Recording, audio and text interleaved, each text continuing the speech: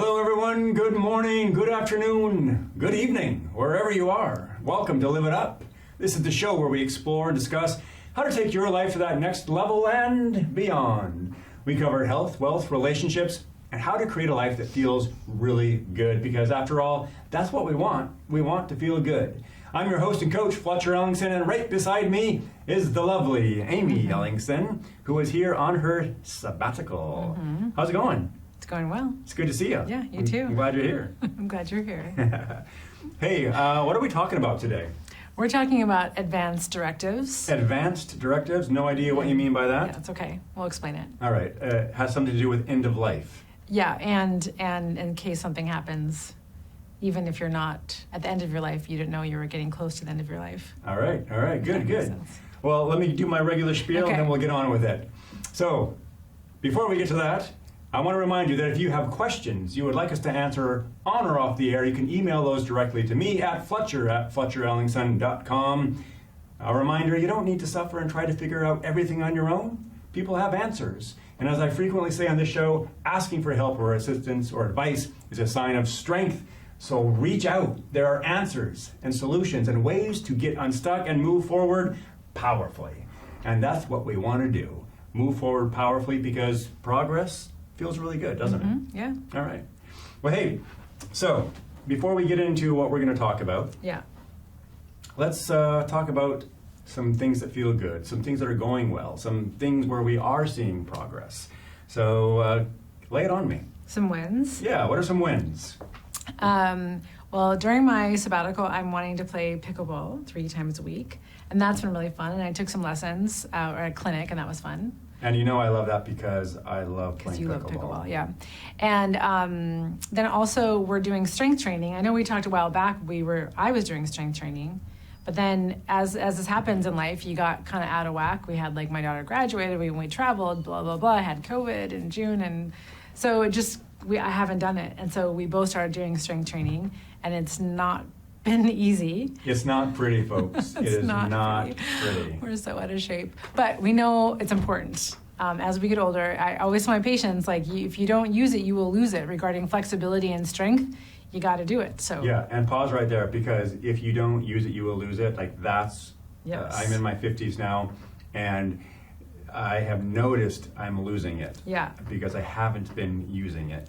And so this is the first time that I've ever done like a strength training with the intention of, like, building muscle and, like, becoming stronger. I've always been active and doing lots of other stuff, but strength training, like lifting weights, not exciting to me. Yeah. Doesn't necessarily feel good, but she's making me do it, which is a good thing. And so yeah, so we're doing that. Yeah, we're doing that. And my sabbatical feels good. Yeah. And our daughter is doing well in college as a freshman, and that feels good, because otherwise that would feel bad if she was really not doing well. Yeah. And you're getting lots of reading in. Lots of reading, love my reading, and lots of fresh air and cooking And mobility. You're doing all sorts of stretching. So Oh yeah, I'm doing gravitational stretching. Anyone who has issues with tightness, like chronic tightness in their hips, there's this thing by Yoga Body. If you go to yogabody.com, and you hold these poses for 5 minutes. They're not necessarily yoga poses, they're stretching. You do 15 minutes a day, and it's intense, but I have to say it is really, really helping. Yeah. Gravitational stretching. Yogabody.com. I've never ever heard of that. I know, me neither. There's And so many things. It makes a really big difference. Yeah. So what about you? So you have something exciting with your book. Yes. So I decided this year, or like a couple months ago, or a few months ago, maybe could be more than 3, that I'm going to write a book.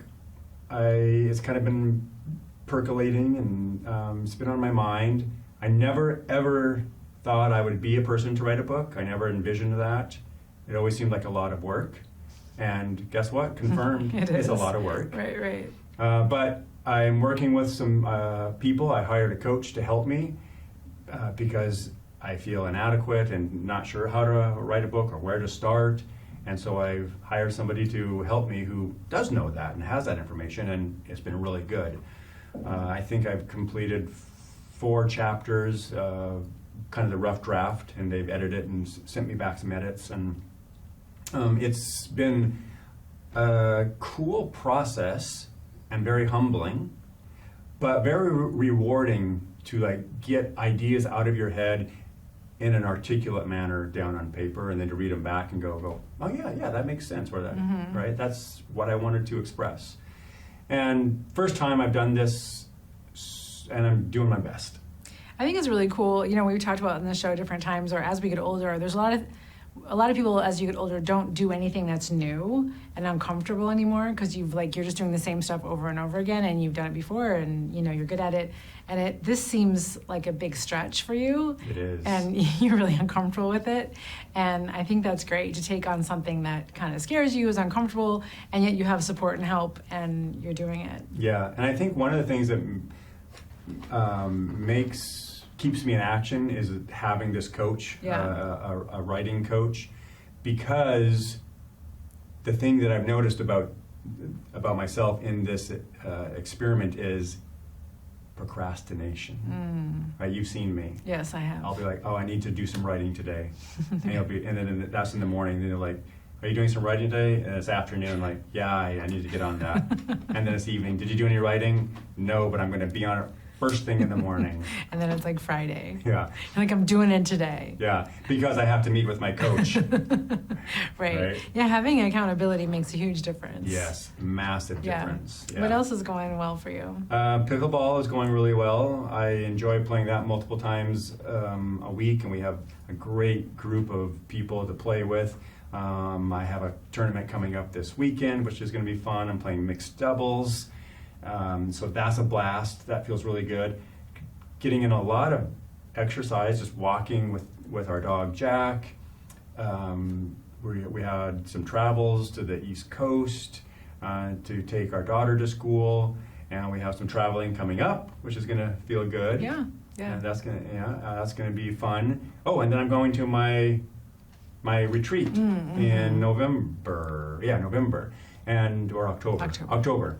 And so I'm a mindset coach, but I also have a coach. And so I'm in a year-long program and have been for multiple years, but we have these retreats. In October, we're going to Colorado. And that's good because every time I go, even though I don't want to go usually, because I'm not necessarily a fan of that travel, but every time I go, I come back with lots of different insights, kind of a new lease on life. So I know it's going to be good for me. I think just like what we said, I think is important as you know, if you're someone who desires continual growth, you have to get out of your own little comfortable world, in order to have that growth. So because that's where the magic happens. Yeah, it's true. Out of your comfort zone. Right. So hey, we're gonna come back and talk about end-of-life planning and advanced directives. End-of-life planning in just a few minutes. So stay with us.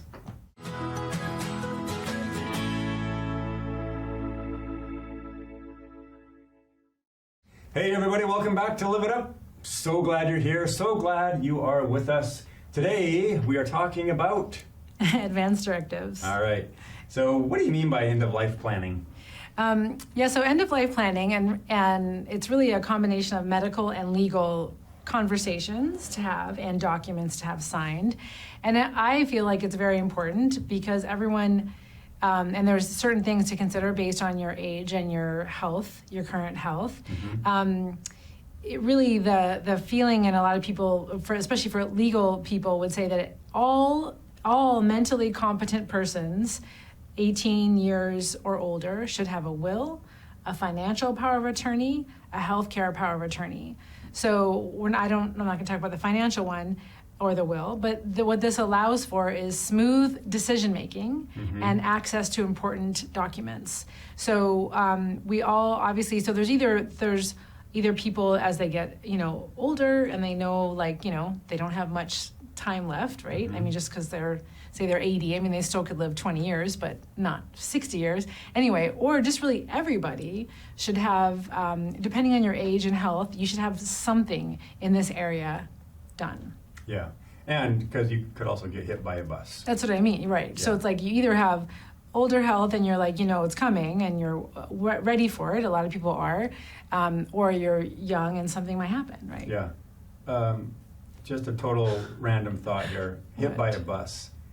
It's funny that we always use that as the example. Yeah, although I don't know that I did. Hit by a bus. It must have been frequent at one time. Right, probably. Okay, so ready to dive in? Yeah. All right. So the first document that people should have really at any age is a durable power of attorney for healthcare. And it's very long term. It sounds very legal. Obviously, durable power of attorney for healthcare. Having a durable power of attorney means like you're giving someone else the ability to make decisions for you. So in this durable power of attorney form, you're giving somebody else to make medical decisions for you in case you are not able to make those decisions. Either you're unconscious, or you have dementia, or you have some other reason why you cannot make those decisions for yourself. Like you were hit by a bus.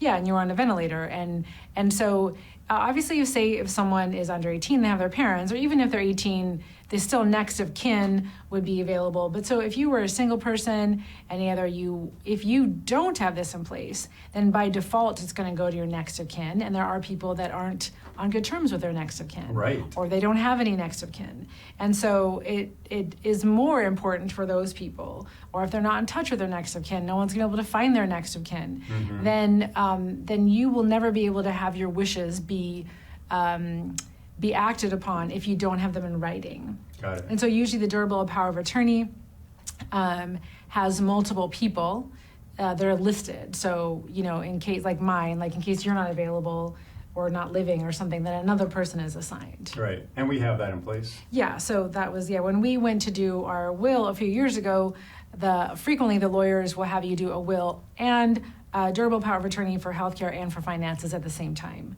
It's like a very standard thing. And it gives people a voice, and it gives you choices to be able to speak while you can for the moments when you can't. Mm-hmm. And if you don't have a lawyer that you're using, which a lot of people don't, right? Or they don't have the money or don't want to spend the money, you can go online and get these same forms. So if you were to Google search WSMA, which is the Washington State Medical Association Advanced Directives, there are forms online, and there's also a website called Honoring Choices Pacific Northwest. And you do have to have them notarized, and there's witnesses, but those are available free. Usually, like at a bank, they have a notary. Mm-hmm. Also, your doctor's office, your primary care provider should be able to give you these documents as well. And we have them, and I have copies, or I can print them off to people, and then you can take care of this, on your own. And the people usually that are given the power to make decisions are either going to be a family member or a friend. Yeah, and then put those documents in someplace safe. Yeah, so a lot of times what people will do is they will bring us a copy, so we will all scan it in our system, and then because Confluence is obviously where a lot of people end up as well, we frequently send a copy to Confluence to go into their chart there. You keep it at home, and the person who has durable power of attorney for you, they have copies as well. Gotcha. Yeah. Okay. Yeah, so it's something that a lot of people don't like talking about because it's not like the most, sunshiny topic, but it's really important. Okay, good. All right, what's next? What can a healthcare agent do?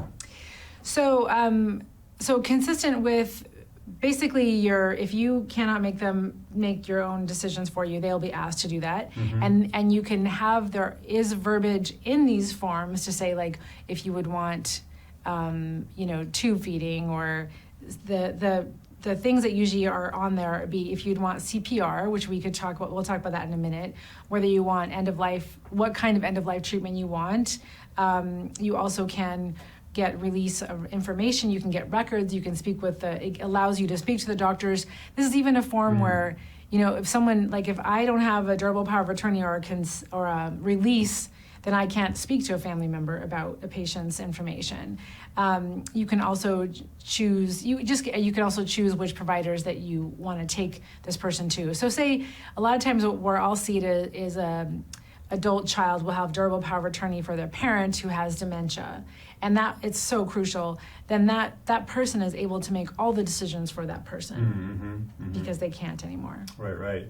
And so these are obviously things you want to contend with and conversations you want to have well in advance of that. Well in advance. Right. And then it's not something that has to be updated, right? Once it's done, it's done.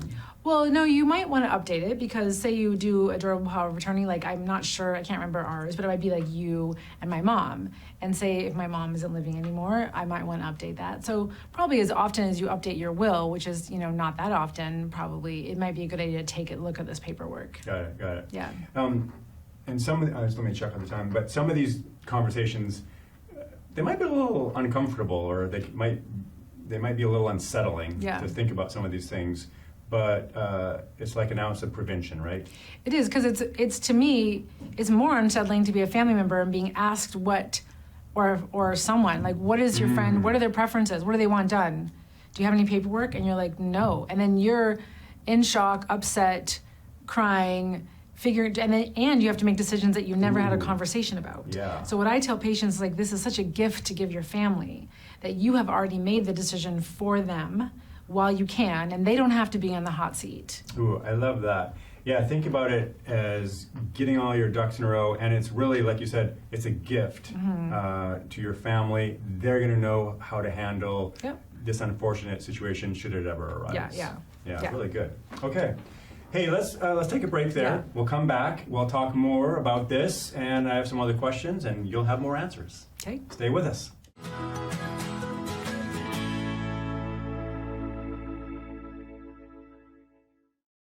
Hey everybody, welcome back to Live It Up. So glad you're here. So glad you're in this conversation. Today we're talking about some things that we all have to, consider at some point, and sooner than later. Yeah. We're talking about durable power of attorney and DNR. What's the difference between those two? Yeah, so I think a lot of people have heard about a DNR form. So anyway, a DNR form is usually, we call it a post form, and the post stands for something. And that's how you accomplish, if you are someone who wishes to have the status of do not resuscitate, that is the form that you have signed. And it's a legally binding document that is signed by the patient or their durable power of attorney for healthcare and the medical provider.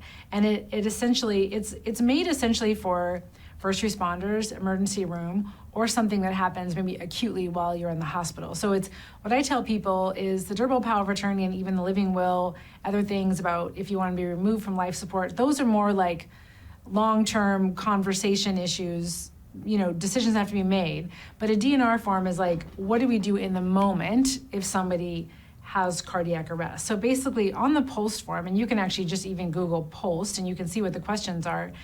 But it asks, the first question is, if you have no heartbeat and you have stopped breathing, would you want CPR performed on you? So the question is, do you want to allow natural death or do you want to have an intervention? So if a form is not signed, then obviously the paramedics are going to do everything that they can. And some people say, well, could you just try, and then if it doesn't work, it doesn't work. It's like, it doesn't really work like that because they just have to go all in or they don't go all in. Right. So you basically attempt CPR or you don't attempt CPR. It's a conversation that I try to have with all of my patients once they turn 80, really, because a lot of people in their 80s are like, you know what, I'm good. If I die suddenly, painlessly, without any chronic issues, man, it's time.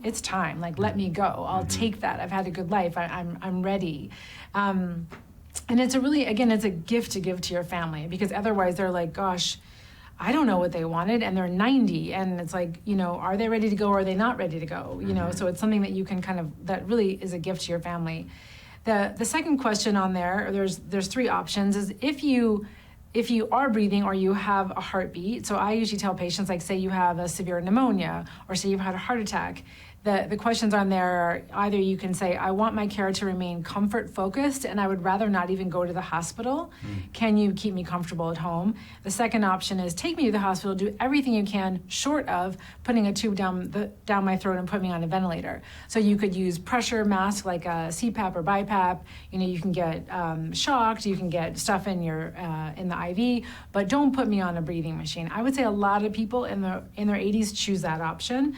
And the third option is, say I'm really sick, do everything you can. Put me in the ICU, put me on the ventilator.